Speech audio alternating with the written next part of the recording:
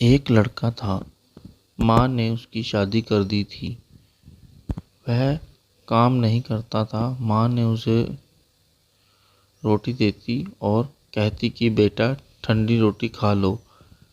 लड़के की समझ में नहीं आया कि माँ ने ऐसा क्यों कह रही है।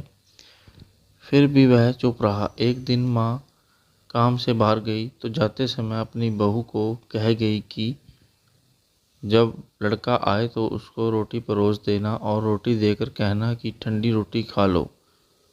उसने अपने पति से वैसा ही कहा तो वह चिढ़ गया। माँ तो कहती ही है और वह भी कहना सीख गई। लड़का अपनी पत्नी से बोला, बताओ ठंडी रोटी कैसे हुई?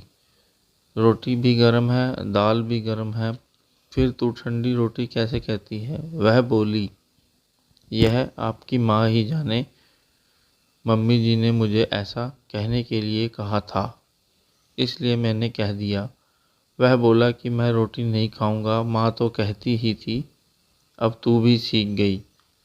माँ घर आई तो उसने बहू से पूछा, क्या लड़के ने खाना खा लिया?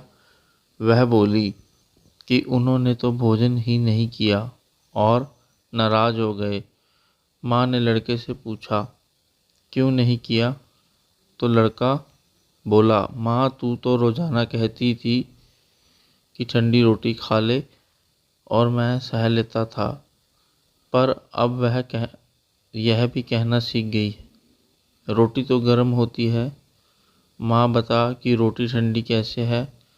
माँ ने बेटे से पूछा कि ठंडी रोटी किसको कहते हैं? तब बेटा बोला, माँ सुबह की बनाई हुई रोटी को ठंडी रोटी होती है। बासी रोटी ठंडी और ताज़ी रोटी गर्म होती है।